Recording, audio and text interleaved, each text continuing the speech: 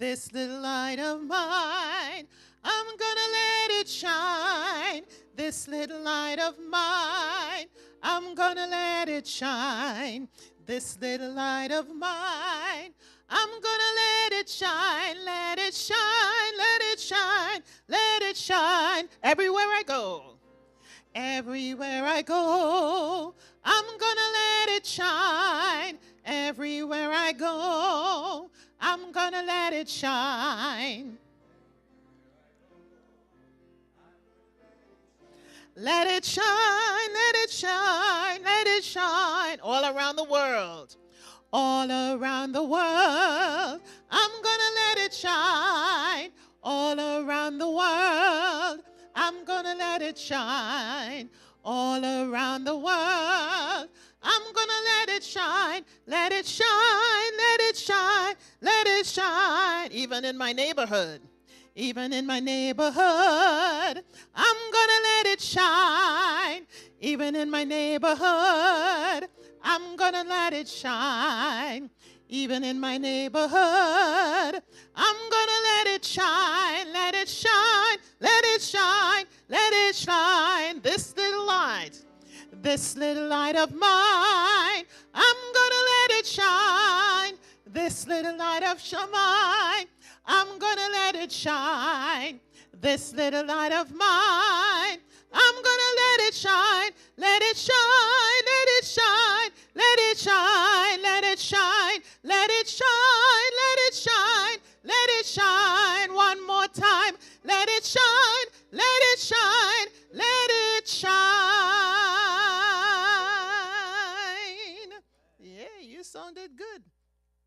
All right, 579. 'Tis love that makes us happy. So pick out the big book in front of you.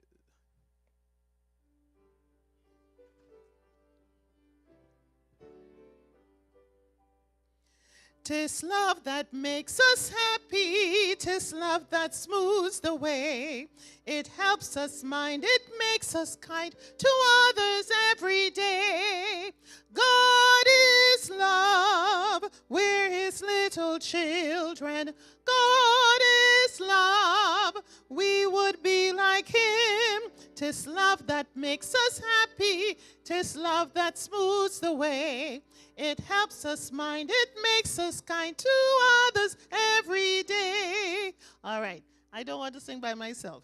So can I have the gentleman?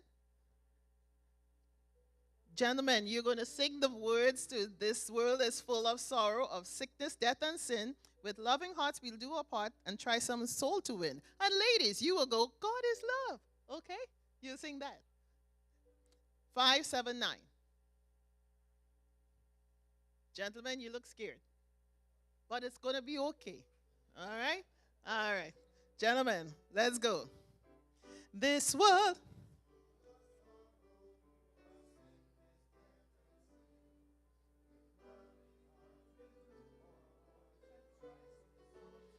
Ladies, let's go. Only ladies.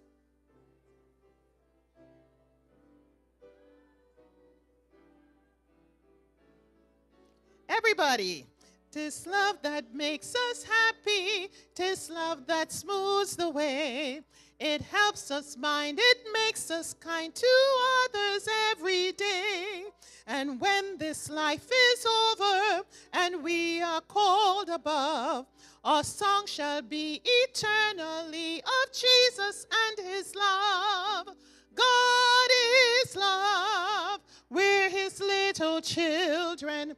God is love. We would be like him. 'Tis love that makes us happy. 'Tis love that smooths the way. It helps us mind. It makes us kind to others every day. Gentlemen, you sounded really good. Mm. Ladies, you did okay. You did okay. God bless you, people.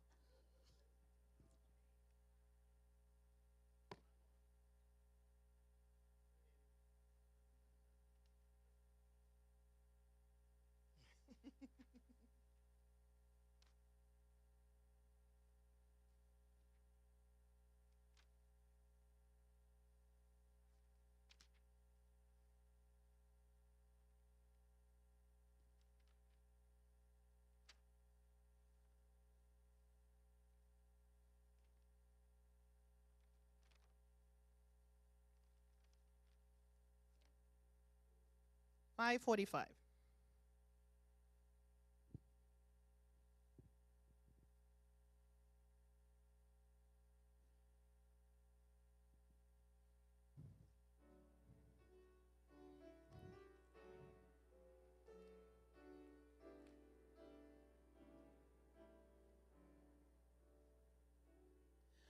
Savior, like a shepherd, lead us. Much we need thy tenderest care.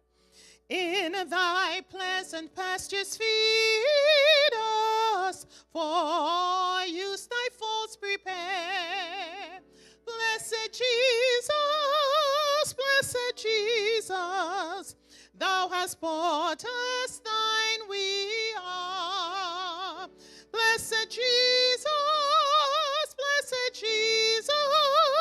thou hast bought us, thine we are. A cappella, that means you're singing by yourself without the instrument. Ready? Go. And we are.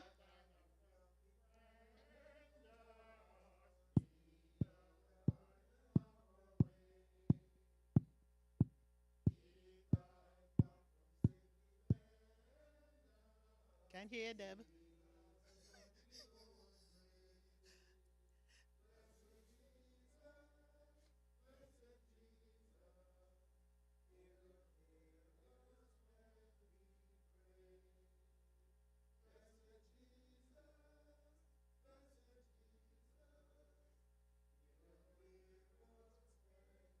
Everybody together. Thou hast promised to receive us, poor and sinful though we be. Thou hast mercy to relieve us, grace to cleanse and pour to free. Oh, blessed Jesus, we will early turn to thee. Blessed Jesus,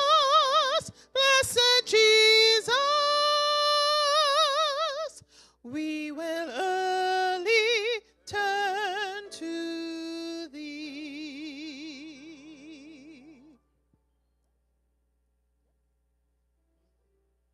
You are a wonderful audience.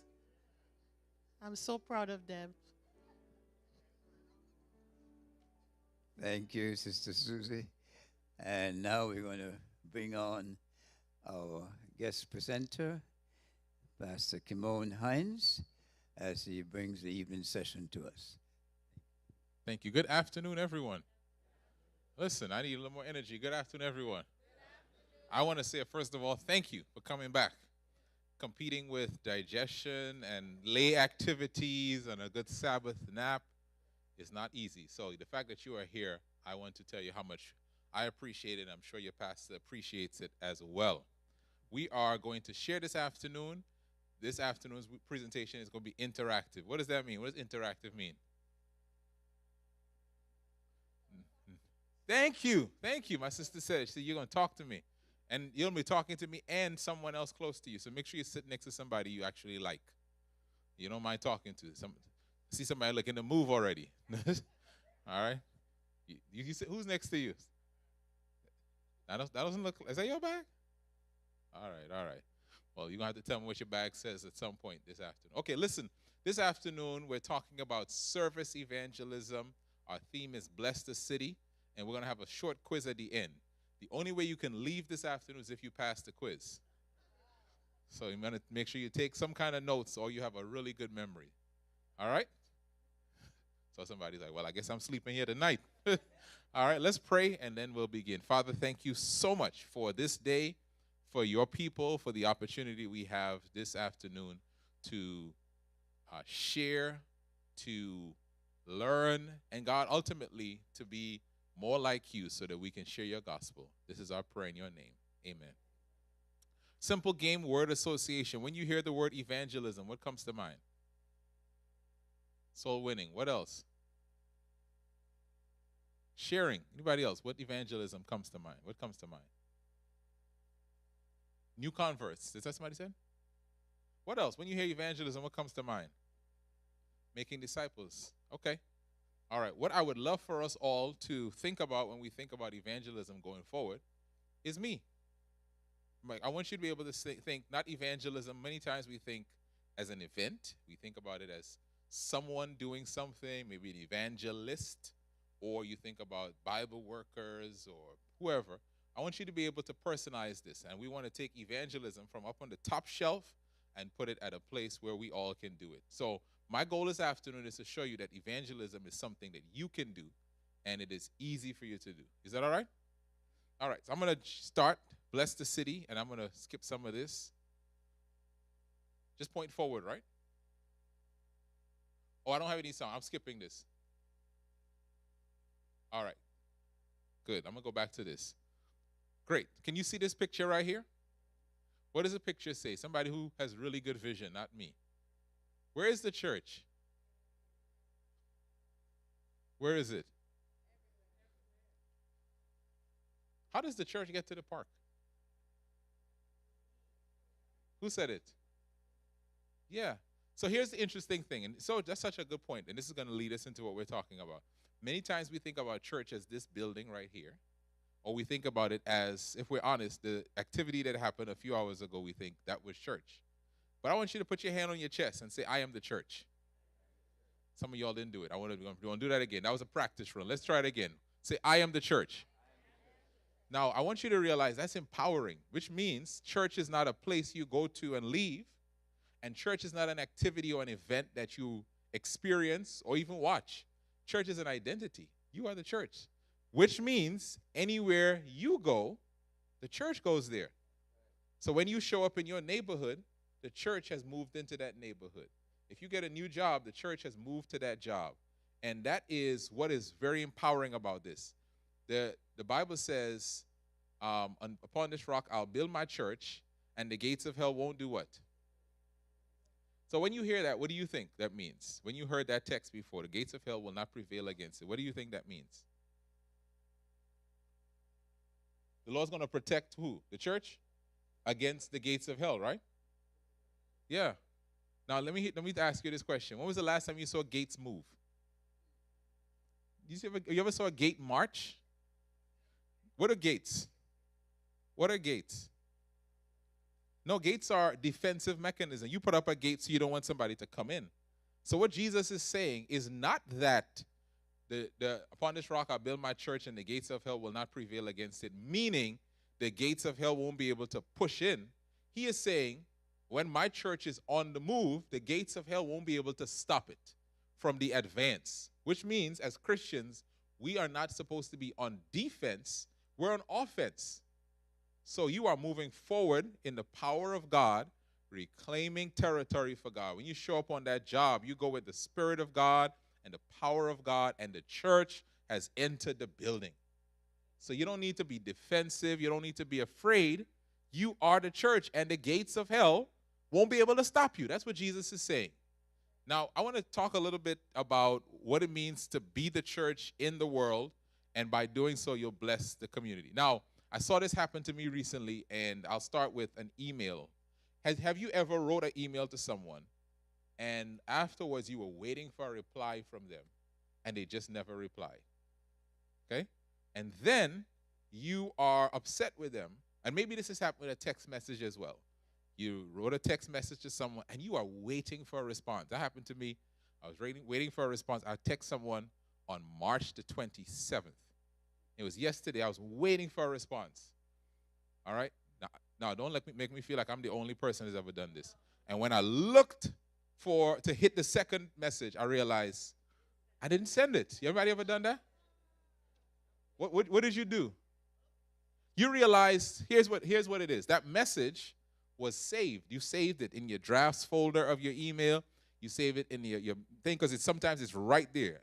It's saved, but it's not sent. And that's what a lot of us as believers are. We are saved by grace. That is not a discussion. It's not something we try to bargain with God. God says you're saved. But the second part of that is he wants to send you into the world. So if we're saved, like that email or that text message, and we're not sent, how can we fulfill the purpose God has for us? I mean, like, it's like the message and you're waiting for a response. But the message can't have any power or any effectiveness because it's saved, but it's not sent. And that's what we want to talk about, what it means to live sent in this world. All right. So we want to look at how Jesus modeled evangelism and how this applies to us. I believe there's a story in here in the Bible that shows us a simple way that all of us can do evangelism. From as young or as old, no matter how much you know the Bible or how little you know the Bible, all of us can do evangelism. And when we're finished today, we're going to release you as evangelists out into the world. Is that all right? So here we talk about Luke 10, 1 to 9. I'm going to read this passage to us, and we'll all read together. So I'm going to start, and you fill in the words that I leave. After this, the Lord appointed how many? All right, let's do this together. How many? 72 others. And what's that word?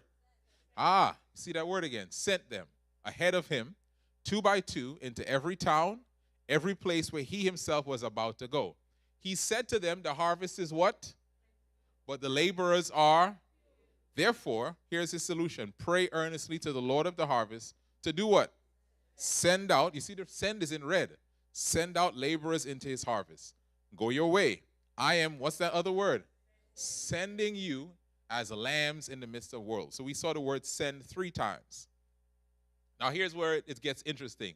Carry no money bag, no knapsack, no sandals, greet no one on the road. Whatever house you enter, first say, peace be to this house. And if a son of peace is there, your peace will rest upon him. But if not, it will return to you. And remain in the same house. What's those words in red? How many of you just ate and drank today? Raise your hand. Listen, man, we doing Bible stuff today. All right, eating and drinking what they provide, for the laborer deserves his wages. Do not go from house to house. Whenever you enter a town and they receive you, this is my son's favorite passage in the Bible. Read that phrase right here. Eat what is set before you. Come on now. Heal the sick in it and say to them, the kingdom of God has come near to you. So Jesus had how many disciples here? 72. I know we understand the 12 who were sent. We call them the apostles. Many times we think those were the only disciples. He had a bigger group of 72. And what does he do with this 72? Let's kind of get the story. What does he do with this 72? All right, he tells them, go to places I'm going to come to later on. So he tells them, I'm going to go to this city. I'm going to send you out 2 by 2 into this city. And then he gives them a formula, a lesson, a blueprint for how they can live and do evangelism. And it's a blueprint that I believe all of us can adopt and do evangelism today. All right. So he said Jesus sends them. So the word for today is go. He said, I am sending you out as lambs in the midst of wolves. Now, this is the part that we want to understand. Jesus says, carry no money bag, no knapsack, no sandals, greet no one on the road. So tell me all of the things that they did not have. So they didn't have money. All right. What else? Cell phone, man. You might as well close up this shop. We have no cell phone. I mean, listen, if we had no Wi-Fi, some of us would be like, Jesus, we can't do this. There is no Wi-Fi. We can't. All right, they have no money bag. What else? No shoes. So it means no extra pair of shoes, right? No knapsack. So it means extra clothes. So no extra clothes, no food, no water. The clothes, just the clothes on your back, right? Somebody tell me, where hotel was he sending them to? No, really, what hotel is he sending them to?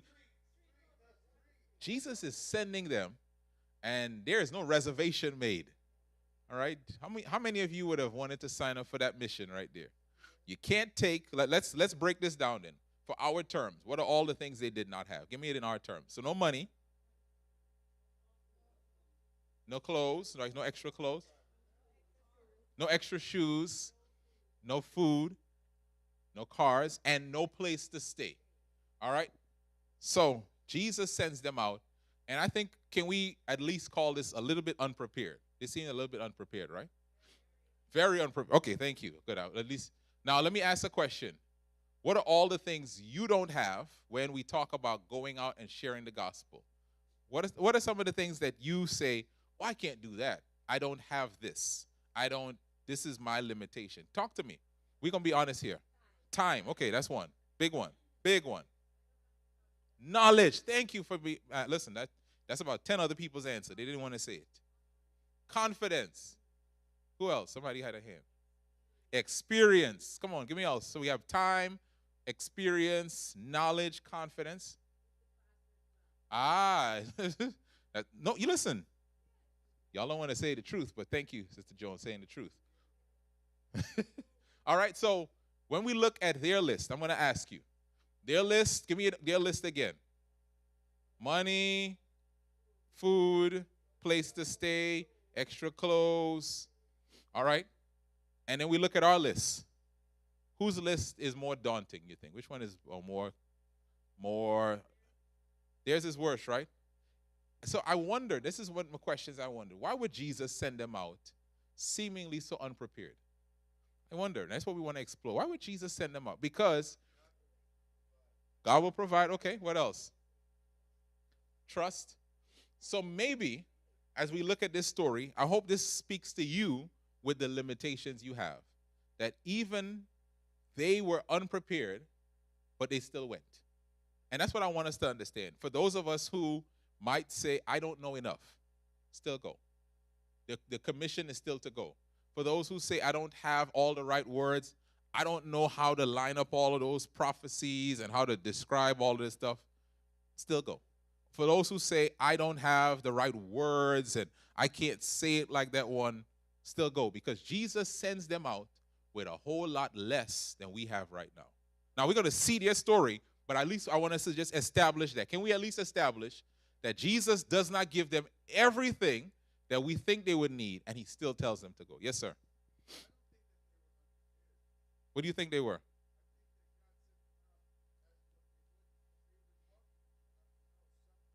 How long do you think those 72 were walking with him? Yeah, they was new converts. So I think, good point. Unprepared is how we look at it. So even what we say about ourselves, when we say, I'm unprepared, to your point, if God tells you go, understand he knows that you're well prepared, right? Because sometimes what you think you need, right, is not what you need.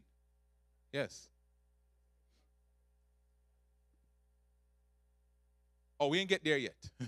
He said, don't greet anyone on the road. But it's a good point, right? Like, Jesus is basically saying, I'm sending you on a mission. Don't get distracted, right? Where I send you to, go there. But don't, because what's going to happen is we all relational people.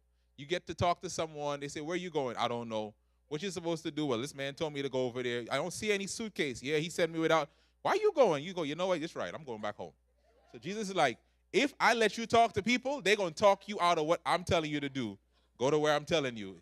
I've arranged something over here. You go. All right? So let's look. So the acronym is, oh, I didn't see your hand, ma'am.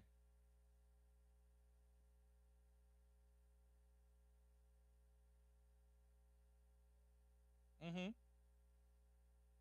See, you know the rest of the we could go home now after you said that. That's the rest of that's the whole presentation. And you're right. That is true. It's true. When Jesus sends you out, he will make you prepared. And we'll see that as we go through this. So bless the city. All right, so harvest is plentiful, laborers are few. Pray earnestly the Lord of the harvest to send out laborers into his harvest. Go your way. Behold, I am sending you out as lambs in the midst of wolves. So the first letter that I want you to remember, the bless is going to spell a word, is begin with prayer. You can leave the lead out. Begin with prayer. What does B stand for? Oh.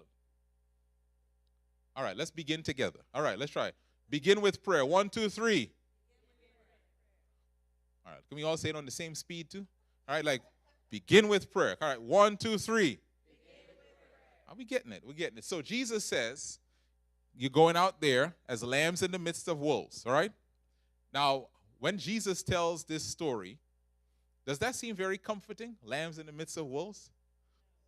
All right? Yeah, it does sound like that. You're going out as lambs in the midst of wolves, and you're going out outnumbered. Harvest plentiful, laborers are few. And so here's Jesus' response. Here's his solution. Therefore, what's that word? Pray. Pray. If you're going to go out and share the gospel and serve others, the first thing God says that you need to do is begin with prayer. Before you talk to men about God, talk to God about men and women, right? So before you begin sharing, begin praying. Now, this is going to be interesting. Jesus tells them, pray earnestly to the Lord of the harvest to do what? Send out laborers into his harvest. And then what's the next line? Behold, I am sending. Y'all understand this? Jesus says, and some of us, we pray that prayer. God, send somebody.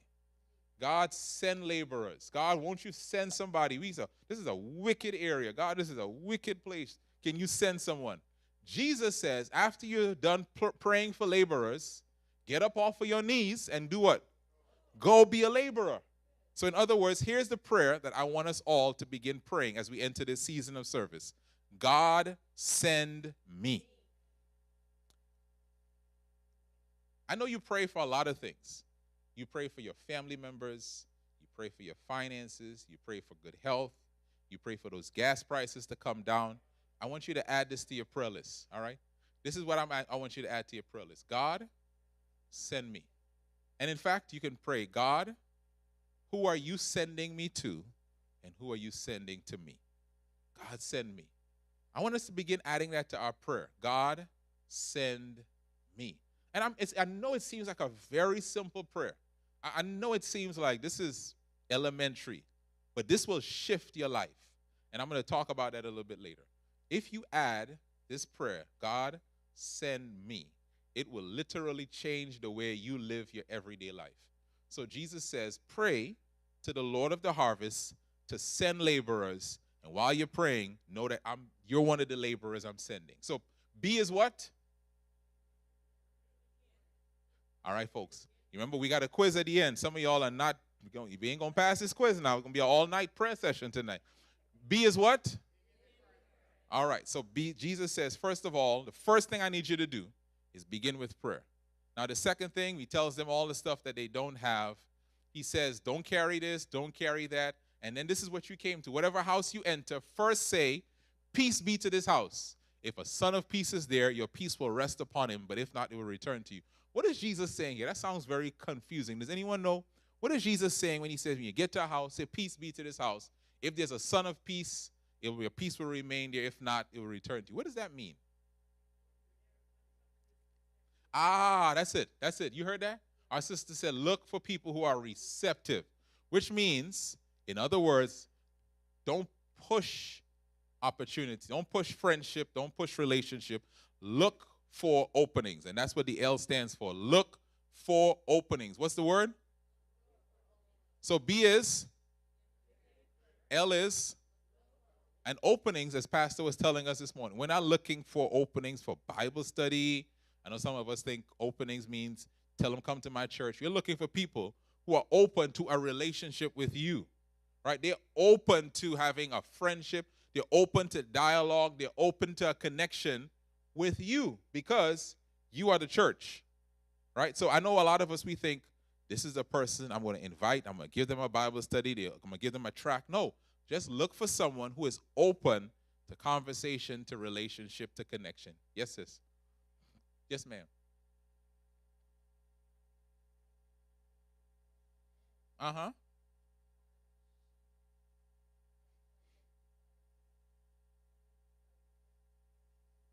Good question. So the question is, if Sister Jones comes to her house, to your house, and she is not seeming that anyone is receptive to her, should she leave? So that's kind of the principle, but I think this is what Jesus is saying. As you are praying, God, who are you sending me to, and who are you sending my way? You're going to interact with people. Where are some of the places you interact with people? Just so school, supermarket. Where else? Huh? Okay, let's break that down. Okay, cool.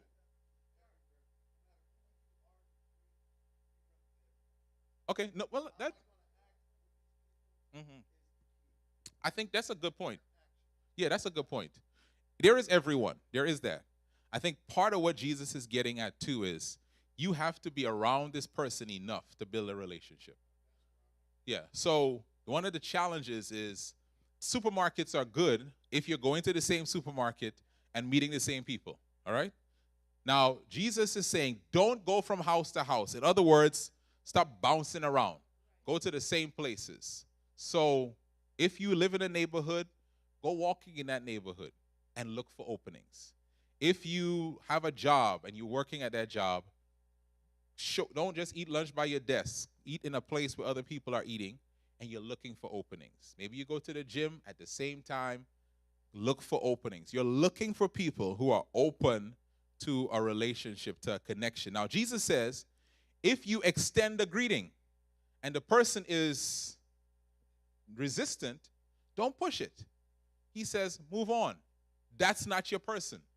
But you're looking for openings for people who are open to a connection. Is that making sense? Now, let me tell you, these two together, begin with prayer and look for openings, will change your life. Because when you are praying, God, who are you sending me to? It makes you start looking for people who are open for relationship. And you will start to realize there might be people I've been working around for years, neighbors I've lived around for years. And now that I am looking for openings, I'm seeing them being receptive. And it changes you. Let me make this example. Has anyone ever, who was the person, you bought a car, it doesn't have to be brand new, but you bought a car recently, maybe in the last year. Anybody bought a car in the last year? Nobody wants to raise their hand because they know the pastor's looking. Y'all like, you're going to ask me for more offering. Who bought a car in the last year? All right, my brother. What kind of car did you buy, if you don't mind sharing? What color? Wait, is it your car or his? Okay. What color? Silver. Audi? Acura, okay. After you bought that car, if you started driving that car, did you see any more of those cars on the road at all? Were they, like, didn't you just start feeling like, man, this car must have just multiplied itself after I bought this car, right? I'll tell you this funny story. We had this new car, well, none of our cars are like new, but new to me.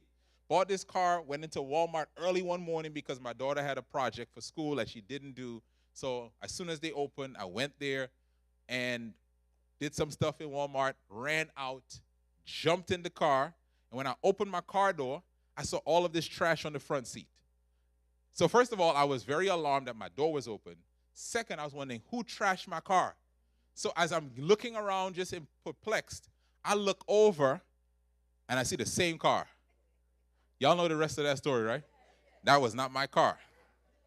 And that's happened to all of us, right? You buy something, I think my slides went, you buy something, something is new to you, and you start seeing it all around. It's not that it just happens to come. It's you are now open to seeing what was there all along. And when you are praying for openings, God will allow you to see openings where you didn't see them before. So here's what I want you to answer this question.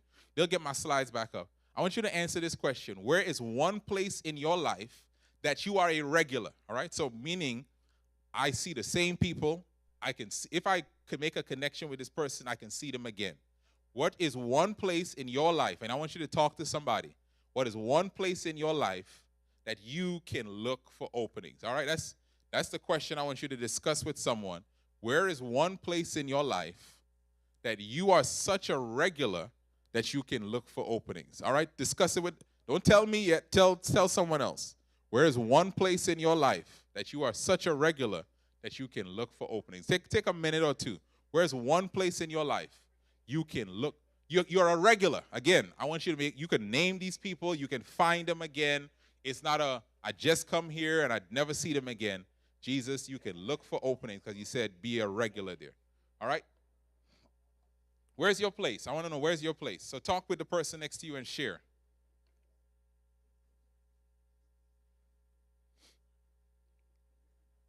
You don't have a partner. I told you got to get close to somebody. Oh, everybody got to talk first. Everybody got to talk first. But you got to answer your answer. You got to tell me. No, you got to give me your answer. And I told you, it's got to be a place you're regular. A place you're regular. All right, you got a minute more on this one. A minute more.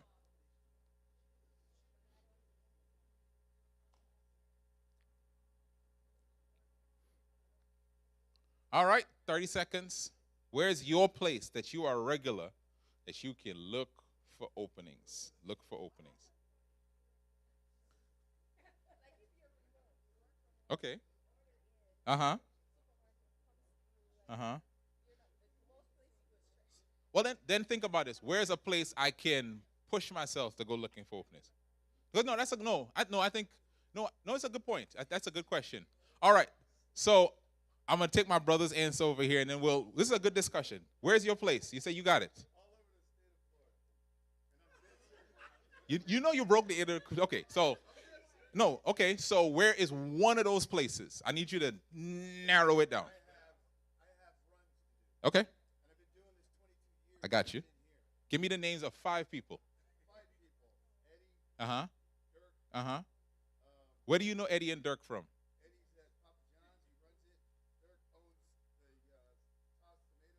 Good. No. So that's really good. Here's my point. Great example. So Jesus is saying to you, don't be going house to house. Don't be like, okay, I'm this. So I'm going to come to this place. God, who are you sending me to? Hey, Eddie, man, you make a conversation. Eddie goes, hey, and you realize Eddie's not my person. I might move on, right?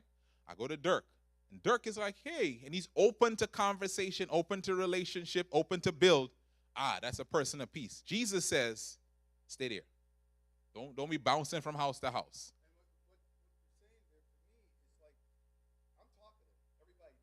Mm-hmm.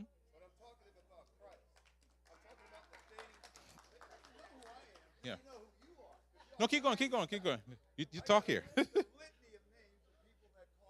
No, but here's what I will tell you, though. But here is an interesting thing you're saying. You're talking about Christ. But what Jesus says to them, and I want you to catch this, you're looking for openings for, hold on, for relationship with you. It's building of relationship. And I'm going to get to this later, but since you said it, I'll jump down there. You got to earn the right to invite, meaning you can't, and that's not saying you are, but a lot of us, we lead with Bible studies, whatever, and people, it's like, hey, just common ground. What is common ground with these people? And if they are willing to get with us on common ground, we recognize this is a person of peace. So in other words, stay there. Right. There you go. And then stay there. That means they're receptive. Now, somebody asked this question. What if I don't have a place? Meaning I work from home, I order in my meals, and the only place I come to is church. That's such a good question, because the truth is, this can't be your place that you're looking for openings. I want you to make friends here, but this is not your place. Jesus sends them out. And so here is what some of us may have to do. And this is something I had to do. You have to make yourself a regular somewhere. It might mean once a week, I am going to the same Panera Bread. Whether I eat like the food or not, I'm showing up here, and at the same time, and I'm praying, God, who are you sending me to? God, who are you sending me to? And then if people, you're seeing the regulars, you begin having conversations. I'll tell you something I had to do. My wife will tell you. When we lived in one city, we were very closed off. I would open my garage before I got to the block, go in. I didn't know anyone. But God moved us to another place, and he challenged us to look for openings. So I started walking and running in my neighborhood. You know, if you just move outside your door, there are people who are in your neighborhood, and you're praying. Again, it goes together. B is what? Begin with prayer, and L is? So I'm praying, God, who are you sending me to? And then I'm looking, and I'm walking in my neighborhood, and I'm seeing the same people, and I'm talking with them. And there's some neighbors, I'm going to tell you, some of my neighbors are open to connection. Some of my neighbors, they pretend they don't see me. So you know what that means? That's not a son of peace. Move on. Does that make sense? I saw your hand. So, no, that's a great point. She said, what do you do if you're an introvert? I think the wonderful thing about introverts to me sometimes have an advantage over extroverts. Because an introvert, I'll say my wife claims to be an introvert. Introverts can build deeper relationships with fewer people. Extroverts, we bounce around, right? So I'm going to be talking to pastor over here, and in 2 minutes I'm over here, and then I'm over there, and I'm over there. That's the extrovert. An introvert can do what Jesus says and just stay right there. They get one neighbor, one person they're walking with, and they just talk to them. And it doesn't mean, Jesus is saying, who is that? Where are you going to look for that and just build deeper relationships? Does that make sense? Here is a challenge, and this is why I'm bringing this up. We're talking about evangelism and church growth. The biggest challenge, I'm going to say, Pastor, for us with evangelism as Adventists is we only know Adventists. When we say, bring your friends, it's a reason why we bring each other, because we are our friends.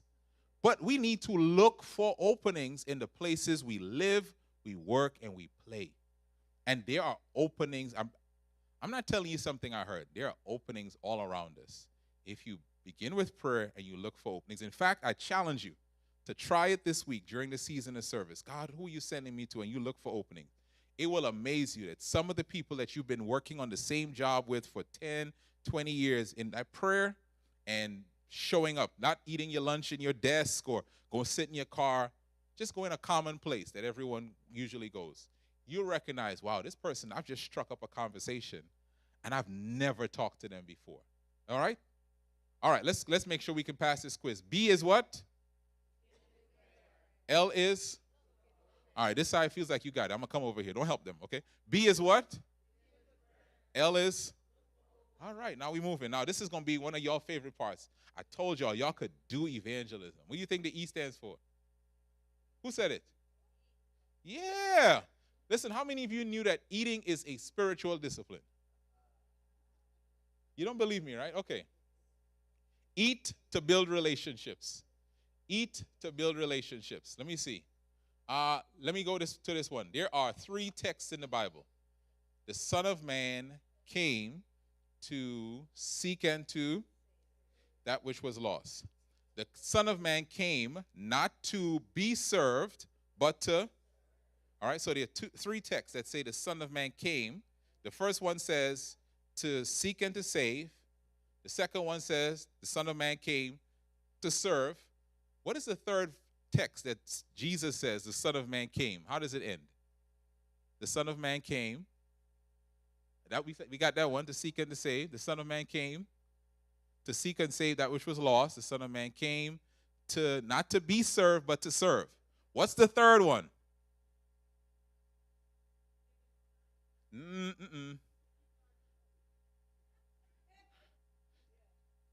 That was the, I like that version. That's a different version of the Bible, but it's true.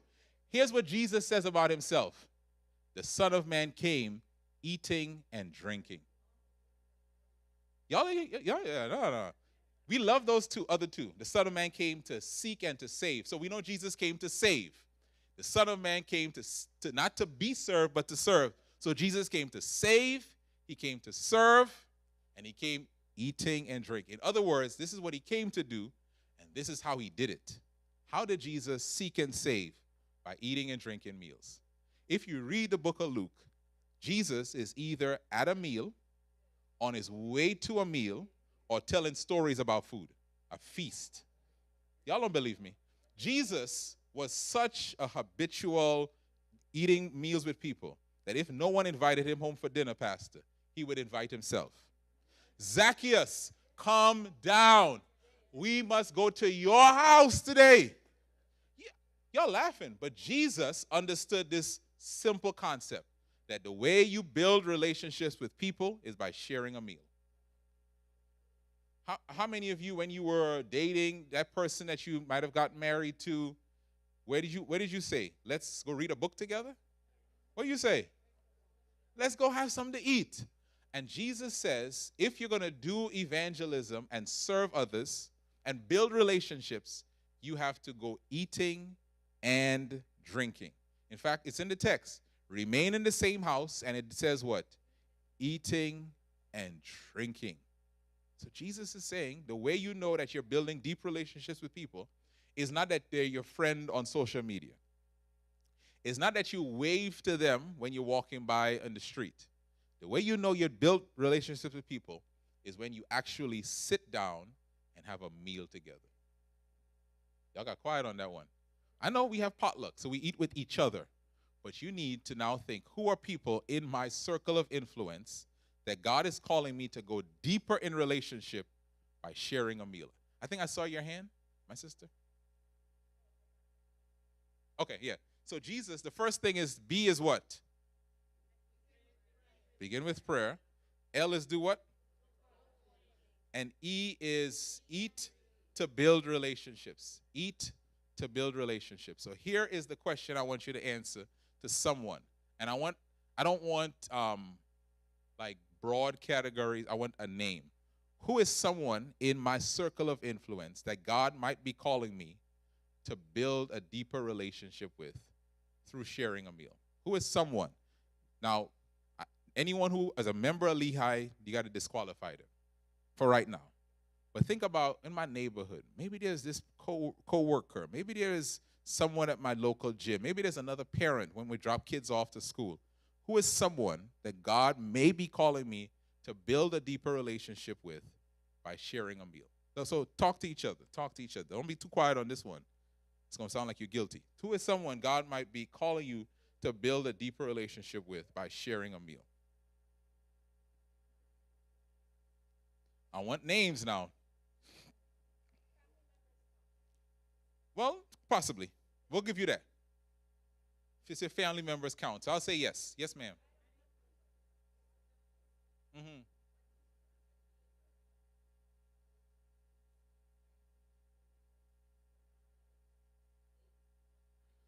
Okay, so that's we'll discuss that. So that's your person then. That's your person. That might be yours. It's a good one. Sorry? Not necessarily. If it's somebody in your circle of influence. Yeah. Who is God sending you to is the question. Us? Uh-huh.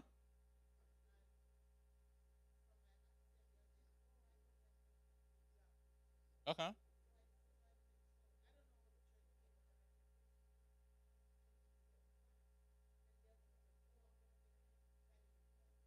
Yeah. So let me after this discussion, I'll come back to that question. It's a good question right there. All right. So, all right, who is someone in your circle of influence that you can build a deeper relationship with through sharing a meal? Who's someone? All right, give you about 20 more seconds. And then I'm going to pick people randomly, so be ready with the answer. All right. You ready? You got a name? Who you got?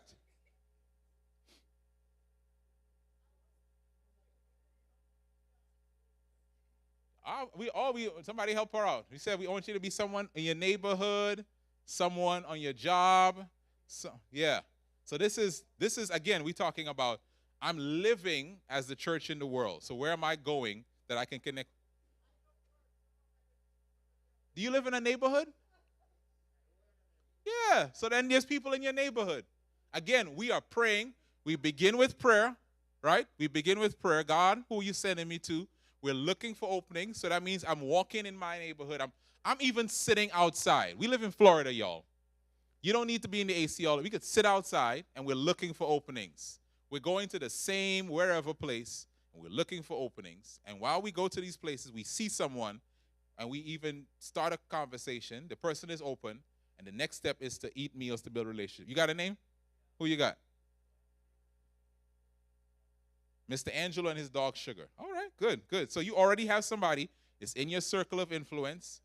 And this is someone you could build a deeper relationship with through sharing a meal. We'll talk about the how of that because I know that's one of those that kind of can trip us up a little bit. Yes, ma'am. Who you got? Mm-hmm.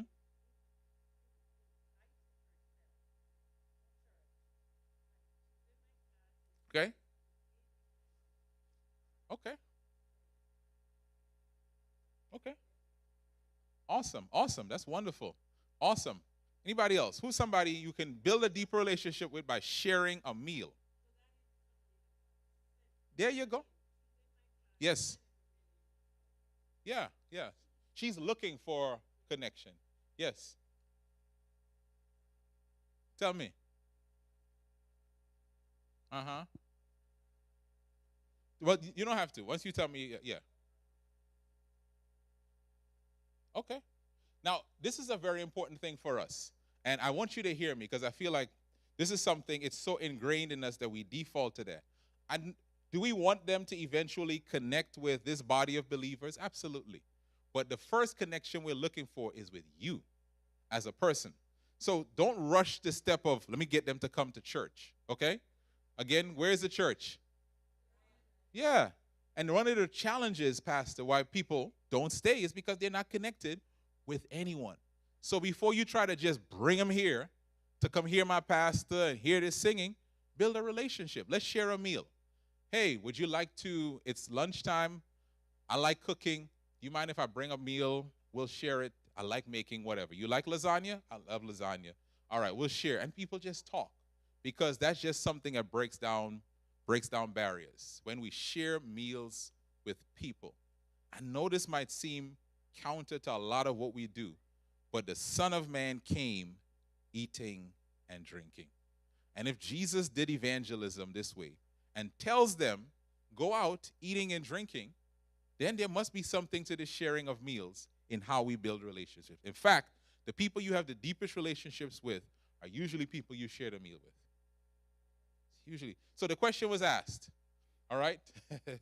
I don't know. I may have Dr. Hoyle answer this one. But he says, what about people inviting you now? Hey, I want you to come over and share a meal with me, but you know that some of their dietary things aren't the same ones as yours, right? How do you do it? How do you do it? Now, the Bible says eat what they provide, right? And eat what is set before you. So, but now, context of that, I don't think Jesus was sending them to people who had different, they were usually Jewish communities. But here's the question. How can we be wise in a situation like that? That neighbor who has invited you is obviously looking for connection. That is an opening. Like if we're talking about openings, that's wide open. It's one thing for you to invite someone to share a meal. It's another if they're inviting you. So maybe you can simply say, hey, I would love to. Now, there are a few things that, just the way I live, some things I don't eat. So I just want to tell you in advance because I want to try your food, and I know you're a great cook. If I eat this, but I don't eat that. Do you have any of this? That's one way. If you have a chance before to share it, most people understand. Because in the world, here's what's a good thing now. In the world, there are a lot of people who have dietary restrictions that have nothing to do with their religious beliefs. So people understand, oh, you don't eat that? Just tell them, hey, I want to. You know how long I want to eat your food? But there's a few things I don't eat, so while you're preparing, I want you to know. The second thing is if someone invites you over and there's a way to be discreet, be discreet. I'll tell you that because when we were leading a church community, some of our members were not Adventists. I'm just going to say, we had a church and some of our members weren't Adventists. They were members of our church, they weren't Adventists. You can figure that out later. So one day they invited everyone. We're going to share a meal. And they catered the meal at Pizza Hut. So they catered at Pizza Hut. And so they had different pizza boxes. There was cheese, and then there was, come on now, some of y'all eat pepperoni. Come on now. So there was some pepperoni. One of the members, who was more Adventist than anybody else, walks in, opens the box of pepper, walks by the cheese, opens it and said, no, we don't eat that. I'm thinking, move and just go eat that cheese pizza and keep it moving. Just keep it moving. You don't need to give these people any discourse. Eat what is set before you. There's enough cheese over here that you don't need to trouble these people about this pepperoni. They're going to just leave that behind.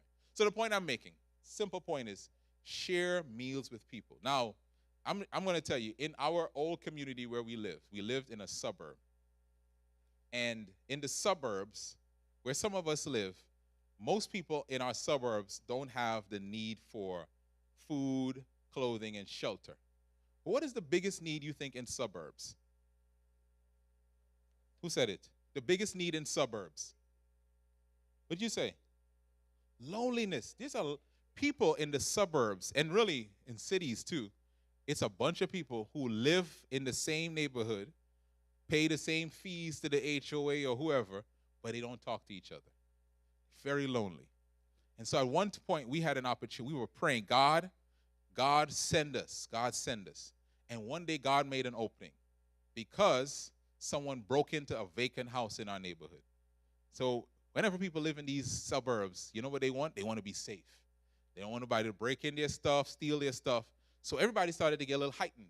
And so we said, there's no neighborhood watch. Let's just begin exchanging phone numbers with each other so that if anything happens, we can call each other. That's what we started to do. Again, God created an opening. So when we started creating that opening, what we recognized, we were newer to the neighborhood. People who had lived there for over 10 years did not know the people right across the street from each other.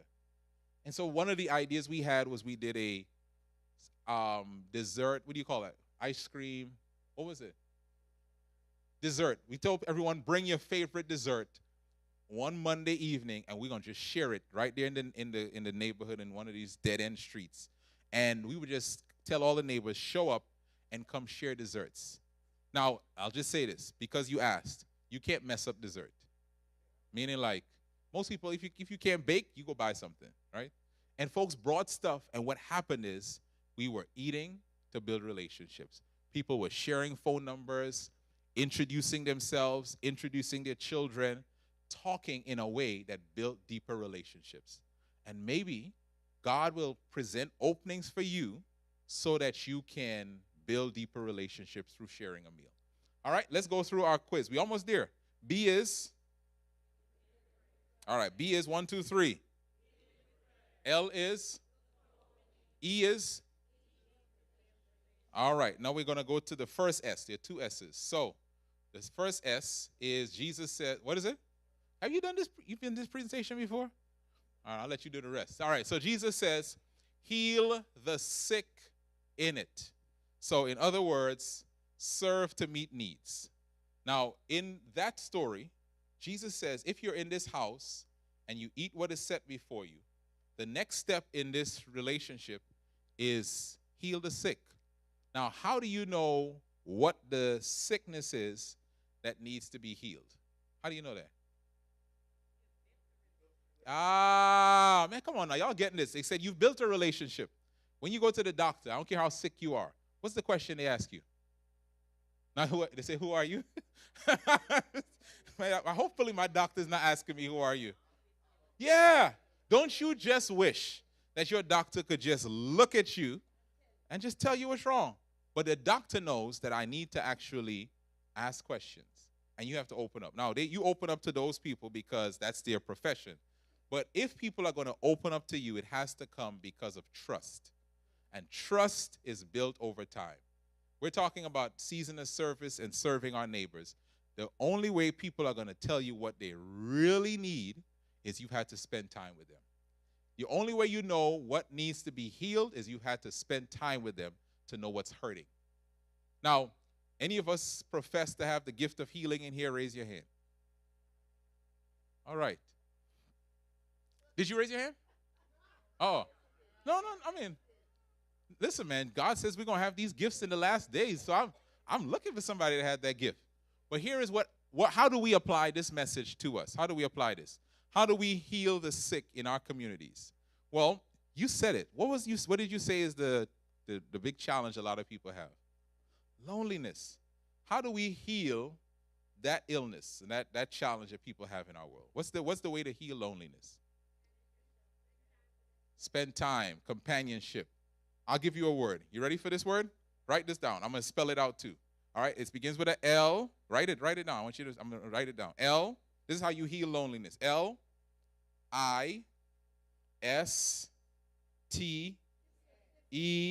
No, y'all. You see, y'all breaking the rule already. I'm spelling the word. Y'all saying stuff. L-I-S-T-E-N.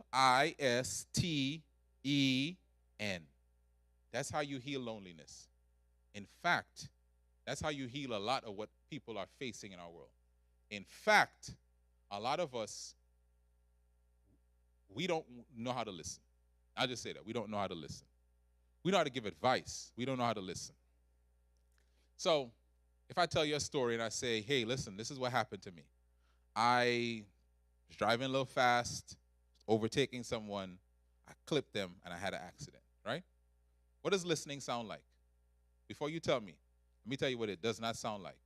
You know, I was driving the other day, and I was going fast too, and I almost got in an accident, and my car almost crashed. Wow, sometimes when people tell us something, what we do is we want to give them a one-up story. That's not listening. The other way is some of us say, you shouldn't be driving like that. Who told you to drive like that? You know you're supposed to drive the speed limit. That's giving advice. That's not listening. Listening means I'm allowing you to share. I'm allowing you to bring more of what you want to bring out of you, because what people say in the beginning is not the full depth of their feelings. And most people, in fact, I'm going to ask here, how many of you feel like you're a good listener? Raise your hand. All right, good.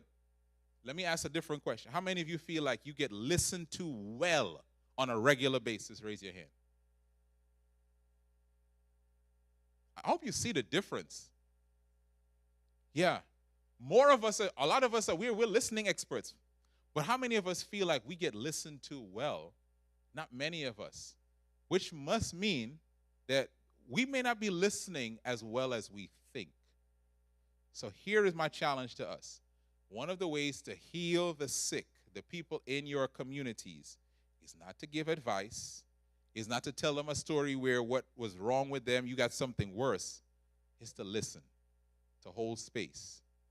All right? Who thinks you're a good listener? You think you are? Anybody? All right, you are? Let's practice. Let's practice. Who wants to be the talker? Who has something to share? Okay, we got a talker, and you're going to be our listener. All right? So you're going to share. What's your name? Trudy. All right, let's go.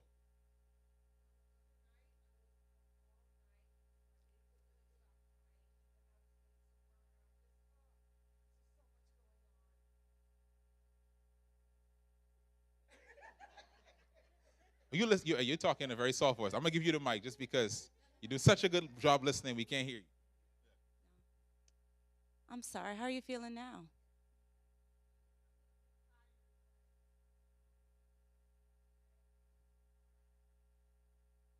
Oh, I hear you.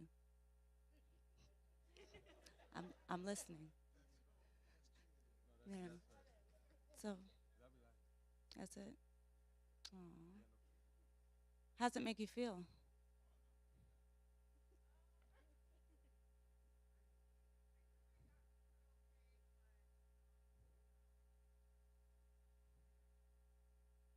Hmm. Is there anything that I could help you with?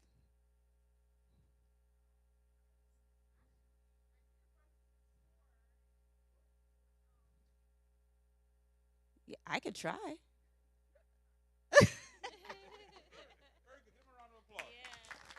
Very good, very good, very good, very good. What is the first thing you said when you started? Just if you remember, what did you start off saying? You see I didn't sleep. Okay, I didn't sleep very well. Funny, I didn't realize this is actually true. There was a word you said when you asked, how does that make you feel? What was the word you said? Do you remember? Anybody remembers?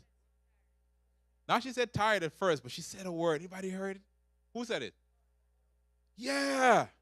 He said helpless. She said, you said, I feel a little helpless. There is a big difference between I'm a little tired and helpless. There is a world of difference between I'm just a little tired and helpless. Now, if you had ran on the first thing she said, okay, I'm going to do something, or how the baby fell? What were you doing? Right? Or your baby broke a leg, my baby broke a leg and an arm, right? You would never get to what the real issue is that she needed help with. Does that make sense to us? And a lot of us, as we are talking about a season of service and serving our neighbors, we think God is calling us to have answers. And God is saying, no, I want you to listen. Because you will never know someone is feeling helpless unless you listen. Y'all hear me? Are we listening? Yes.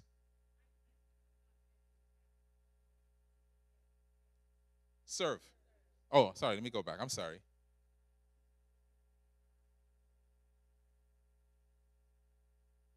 Help me out if you're up there. I'm trying to click, but it doesn't seem like it's moving. So maybe it's my clicker. Serve to meet needs. Serve to meet needs. Thank you. So the way you serve to meet needs when Jesus talked about healing the sick is we said we are going to make ourselves open to know where the hurt is so that we can provide healing. And in that story, what they demonstrated is what someone might tell you is the first need may not be the first need, may not be the real need. And so we want to listen better. All right? As a part of this season of service, we are making ourselves open. We're saying, God, who are you sending me to? I'm looking for openings. I'm eating to build relationships. I'm listening. And it's only then I know, okay, this is how I'm going to serve to meet needs. All right? You got it? All right, good. All right. We're almost there. B is, L is, E is, S is. All right, there's one more letter. One more letter. What do you think the last S is for? Give me an S word. What's the last S? Share? Anybody got something else? I feel like, seriously, have you seen this workshop before? And you've hit like 3 letters straight up. Okay, so the last S is share the good news of the gospel. All right, the what? The last S is share the good news of the gospel. Y'all hear me? The last part of the story is share. Y'all didn't hear me. I'm going to say it again. I'm going to say it in French. No, I can't. Look, I got 800 days on Duolingo. I still can't say nothing. The last S, the last letter in the whole process is share the good news of the gospel. Don't believe me. This is what Jesus says. He says, eating and drinking, don't go from house to house, heal the sick in it, and then say to them, the kingdom of God has come near to you. Notice when you tell them anything. You tell them this after you've ate and drank with them. You tell them this after you've healed the sick. You tell them this after you've stayed with them a while. You tell them this after you've built a relationship with yourself. It's only then you can share the good news of the gospel. It is only then. And I think for some of us, that's our challenge. We rush relationships because we want to get to the gospel. We rush the relationships because we want to get to the invite, to the meeting. We rush the relationships because we want to give them a Bible study.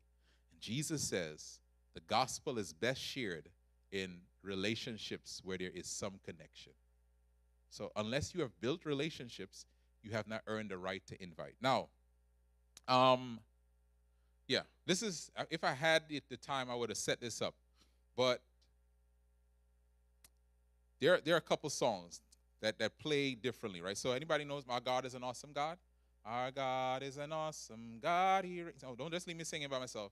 Our God is an awesome God. He reigns. You know that version, right? All right. And then there's another version that I like. It's by Kirk Franklin. Our God is an awesome God. He reigns from heaven. Y'all know anybody know the Kirk Franklin version? All right. So let me just ask this. This is a simple poll. It's a binary choice, A or B. You can't sit this one out. You can't do both. You can't tell me another version. How many of you prefer the slower Brooklyn Tabernacle version? Our God is. How many of you prefer that version? That's your favorite. Okay? All right. Now raise your hand if you like the more upbeat Kirk Franklin version. All right. Good, good, good. Now, I need somebody to tell me why your version is better. Somebody tell me why your version. Yes. Which one are you? Tell me why. Okay. All right. All right. So that's yours. You said the slower version is better because it's more meditative. All right, somebody on the other side who likes the faster version. Tell me why. It's a vibe. Okay, cool. Now, you do understand it's the same words, right? You do know it's the same words, right? So how is one that appeals to you more than the other if it's the same words? Personality.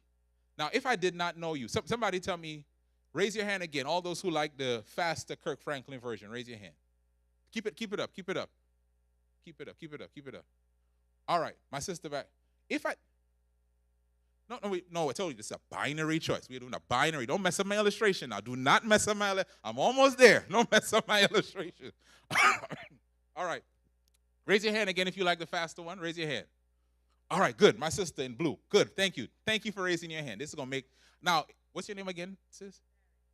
Sister Barrett. If I did not know Sister Barrett, right, how would I know that she preferred the faster version? How would I know? I wouldn't, right? Now, suppose I just looked to Sister Barrett and said, you know what? She going to like the slow one. That's the version I'm going to give. Would I be right? I'd be wrong. So how would I have increased my chances of giving her the version of the song that would appeal to her? Huh? See, no, you say it for me. Develop a relationship with her, right? So do you realize that the mistake a lot of us make when we share the gospel is we give people the version that we like, because we think you're going to like the version I like. I'm going to just give you the truth because the truth is the truth. And you don't know what the good news that you need to share with someone is until you understand the bad news in their story. Like a lot of us, this is the version, this is it. We just proved this here. You can have the same words, but it's packaged differently, and you only know which version to share with someone when you know the person. When Jesus tells them, do all of this before you share the good news, he is telling them you don't know how to share the good news with someone until you notice someone you're sharing it with. Many times we think people reject the truth, they reject the gospel. No, you just went too fast. You just shared too quickly. You didn't prepare the relationship in order to share it with them. And what Jesus is saying is there's a process. There is someone who is smarter than me, and they said it this way. They said, Christ's methods alone will give true success. The Savior mingled with people as one who desired their goods. He met their needs, and then he bid them follow me. Notice the sequence. Jesus mingled with people. He met common ground with them. He ate meals with them. He served them. And then he said, follow me. So Jesus said, you got to build relationships. All right, let's go back through our acronym so that let's see if you could remember this. B is what? L is? E is? The first S? And the last S is? All right, we're almost there. Let me see. Bless the city. There is a text, and I may have missed this text. So somebody help me find, somebody find Luke chapter 10, and I want you to find verses 17 to 19, I think. Luke chapter 10, verse 17 to 19. We're wrapping up. Luke chapter 10, verse, I think it's 17 to 19. Luke chapter 10. Thank you. Shout out to the AV team. All right. You got it? All right, we're going to read this together. We're going to do this really loud. We're almost done. The 72, that's the people who started, returned with what's that word? Oh, what's that word? And they said, Lord, even who? Are subject to us in your name. Keep going. And he said to them, I saw Satan fall like lightning from heaven. Give me the next verse. Next verse. Behold, I give you authority to trample on serpents and scorpions over all the power of the enemy, and nothing shall by any means hurt you. All right, here is what I want you to recognize. When they returned from this mission impossible, right? As our brother said, they weren't unprepared, but they seemed unprepared. When they returned, what was their emotion they came back with? Why did they come back with joy? They had an experience. What's the other word you said? The results. They saw something happen to them when they went out there. Now, they're human beings just like us. Something tells me that along the way, somebody probably was saying, what are we doing? We don't have any preparation. We don't have any sustenance. We don't even know why are we even going? And here's the question I will ask. What wouldn't have happened to them if they didn't go? What would they have missed out on if they didn't? They would have missed out on joy. They would have missed out on an experience. And that is what my burden is for us. Many of us, we're living our Christian experiences, and there's a joy that is missing. There's an experiential side that's missing. And we come and we think, man, we need more singing. We need more preaching. And you know what we need? To go and build relationships, connect with people, and share the good news. And when you see things happen, there's a joy that you experience that you cannot describe. We sometimes say to ourselves, what will happen to us if we live this way? So I'm going to give a little testimonial. We moved to Memphis, and God told us to move there, and we thought it was to plant a church. And we did a church plant, but that was not what God sent us there. God sent us there to live as the church in our community. And so we would tell our children, they were much younger, we would say, we are missionaries. What are we? We are missionaries. We are missionaries to this neighborhood. And so we would walk around the neighborhood. There were other children their ages. And it was something we were saying, we want to be intentional about this.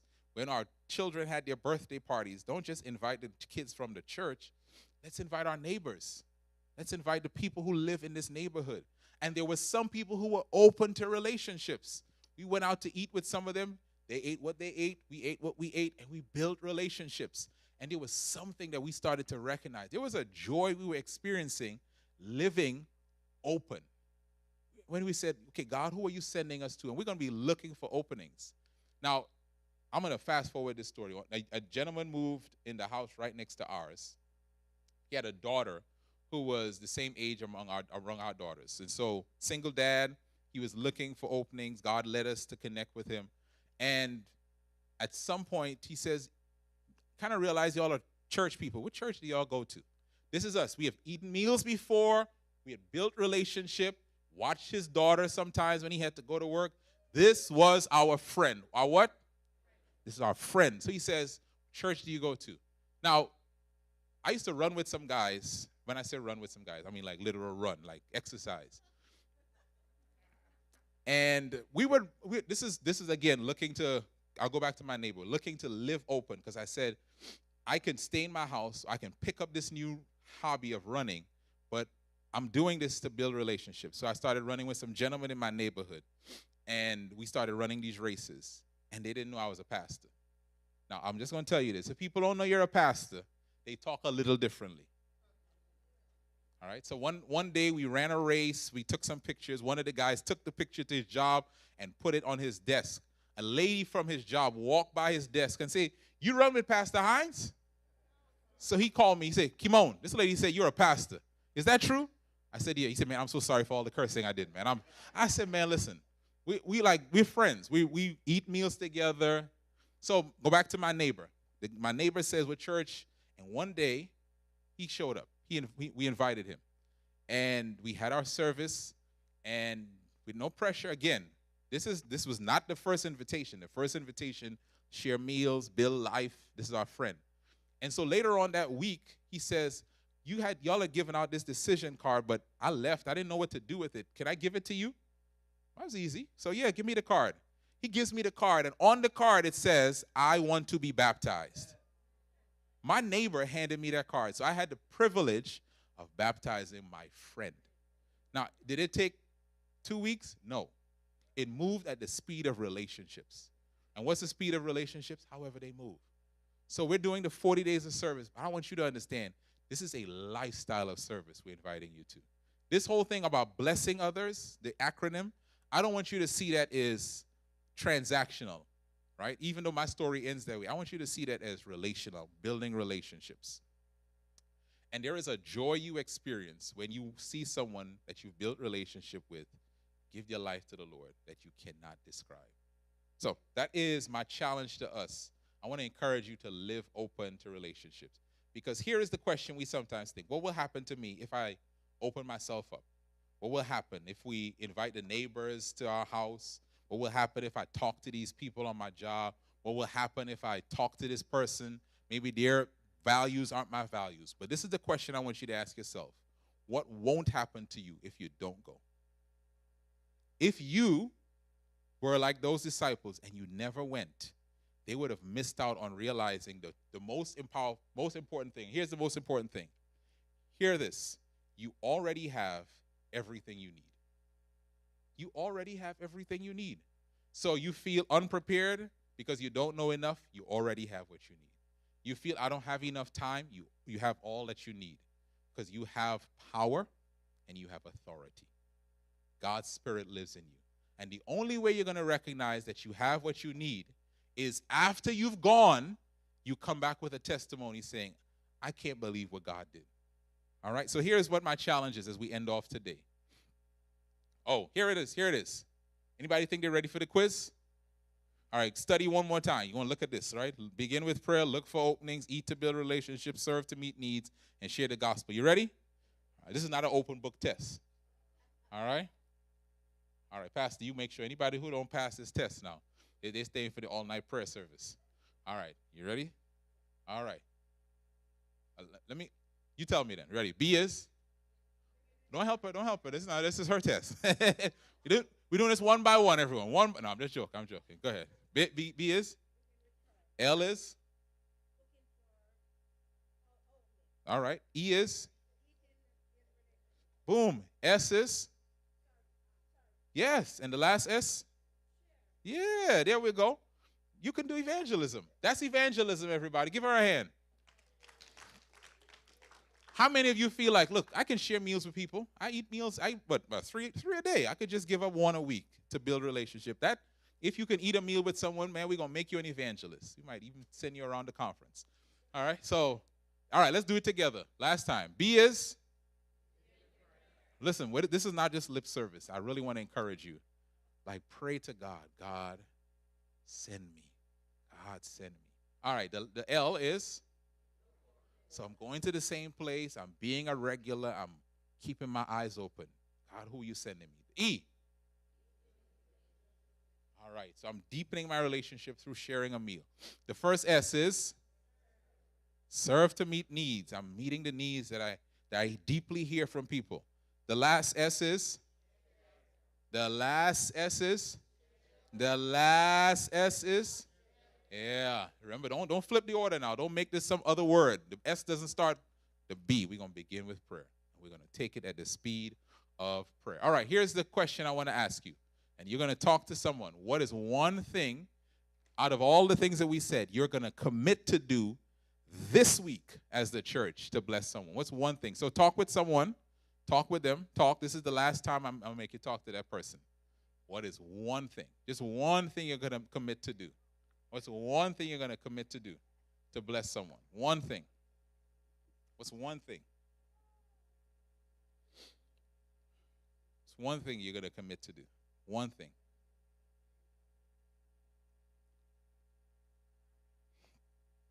It's one thing. One thing. One thing. Just one thing you're going to commit to do. You're committing.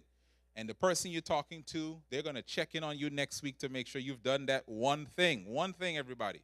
One thing. All right, let me find out. Let me hear it. Somebody tell me, what's your one thing you're committing to do? Yes, sir. Listen. All right, somebody else. What's the one thing you're committing to do? Yes. Yeah, that's good. Yeah.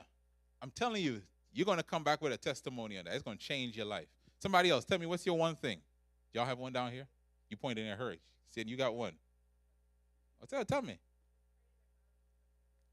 Okay. Good, good, good. That's a powerful one. I'm telling you. Keep doing that prayer. It will change your life. I guarantee you. Anybody on this side? What's your one thing? Pray. Okay, we're beginning with prayer. Anybody else? What's yours, sir? Put you on the spot. He distracting you. Don't greet anyone on the road now. What's yours?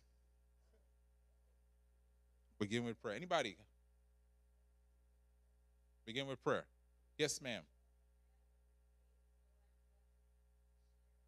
Oh, there we go. Come on now. Come on now. There we go. That's what I'm talking about. Share a meal. All right.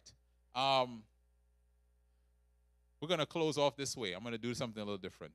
Dr. Hurley, do you remember when at Andrews, there's a statue. Andrews has a statue of this family, the Andrews family, Jan Andrews and his family. And they were going where? Where were they going? So they were going to Switzerland. They were sending them as missionaries. And before they ever send missionaries out, I don't know if you know this, if you've ever seen a missionary be sent out, they always lay hands on them and they pray for them before they send them out.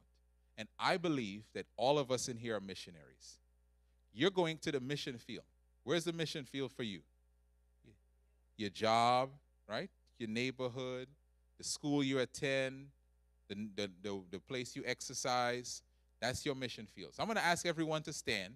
And I need you to put your hand on someone because I can't reach everyone. But I'm going to pray for all the missionaries here that God is going to send out into the world. He says, I'm sending you out. So you are being sent from this place.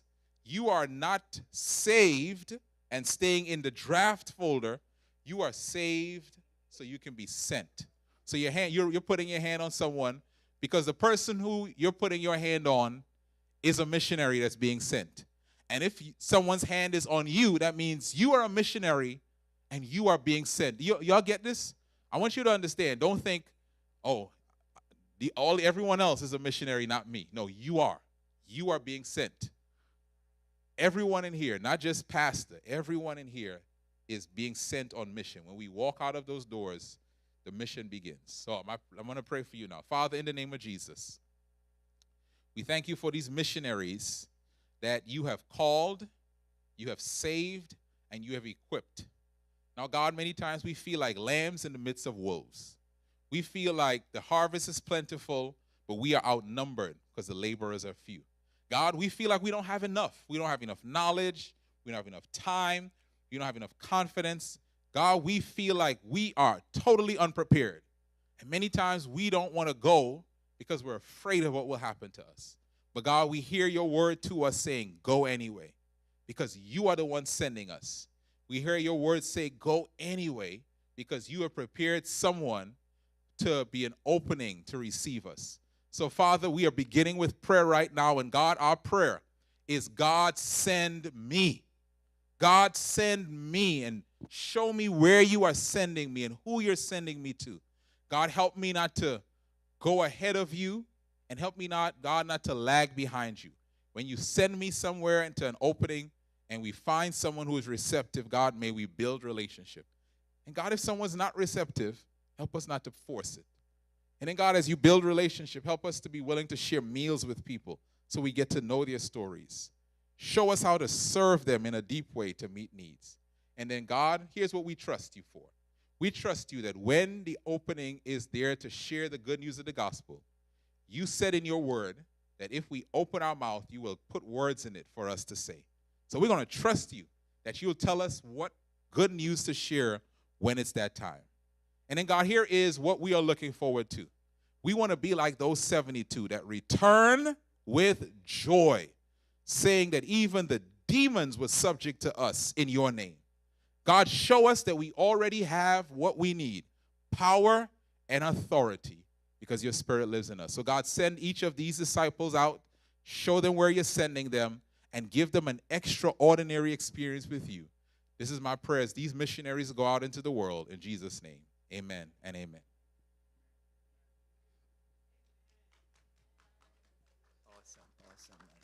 Awesome. Nobody move, nobody move, nobody move, nobody move. Let's put our hands together big time here for nobody moves, right? For Pastor Kymone. Wasn't that awesome? Awesome indeed. So don't mess this up now.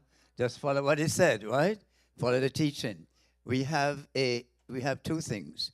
We have a book for you, which is entitled Let's Get Personal. All right? It's up here. But before I hand that out to you, we have a skit that's going to come on. We want everybody to see the skit. It's a promotional skit. So let us hold together for the skit. Then I'll come back and we will get to Let's Get Personal.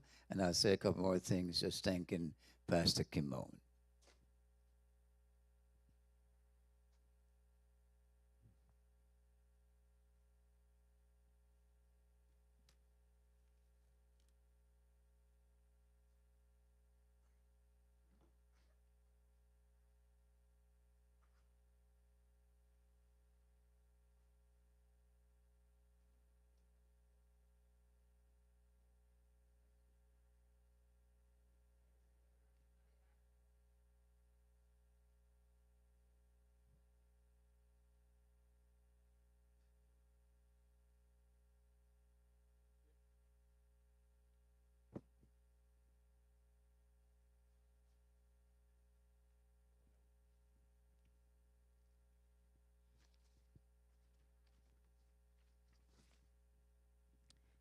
Today, we mourn the memory of AY. How sad.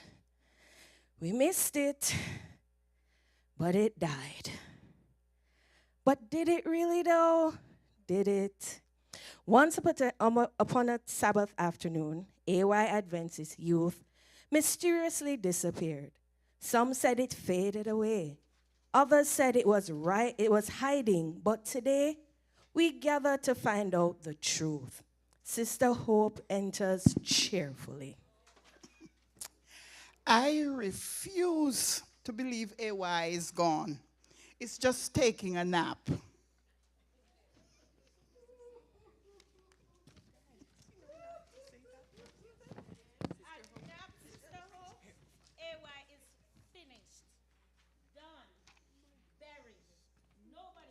Sabbath afternoons anymore?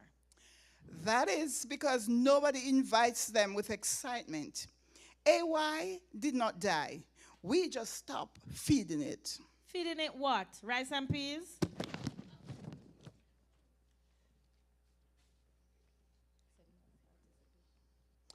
No, no, no.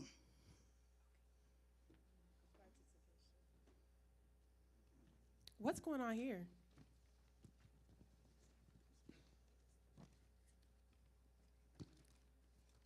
Sister Doubt explains what they're feeling. We're mourning AY. It lived a good life. Morning. AY was fun. Why did it stop? Because you all stopped coming.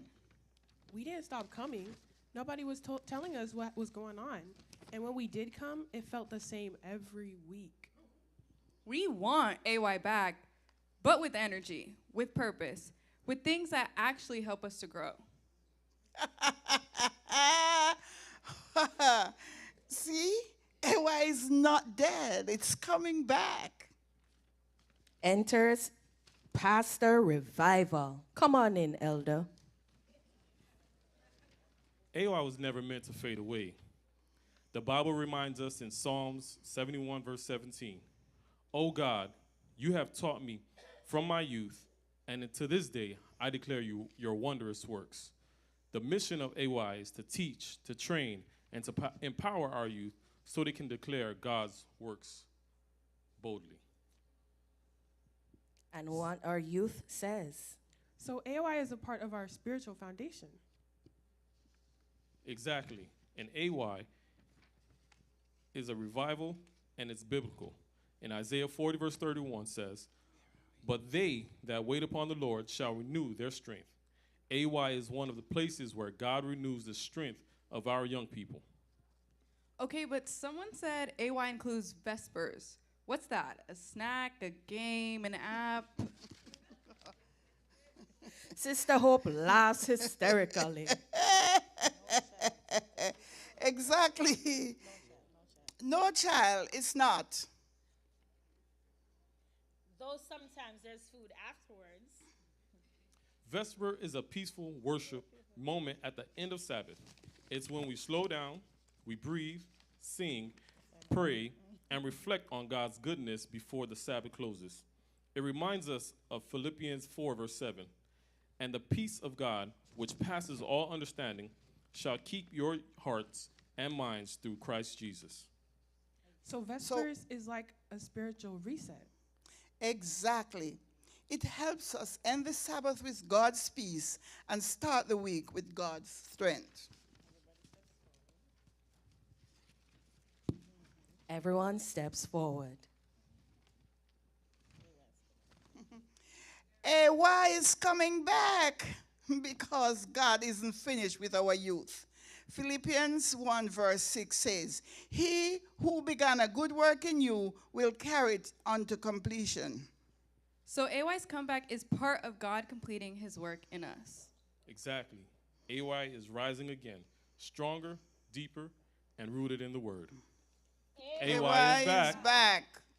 You see, AY didn't die. It was waiting for its comeback story. And the youth and singles ministry is writing it starting now. Hey!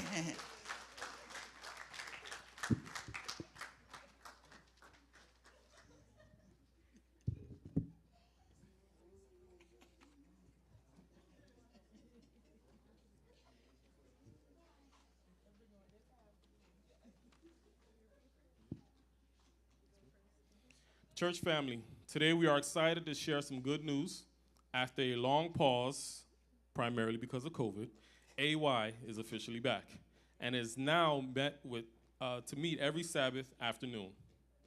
Youth Forum is designed, AY is designed to give our young people a good place to grow spiritually, ask questions, build community, and develop their God-given gifts. As singles ministry, we are honored to stand alongside youth ministry in this relaunch. Many of us grew up in AY. It shaped us, grounded us, and helped us find our place in the church. Now we have the privilege of pouring back into the next generation.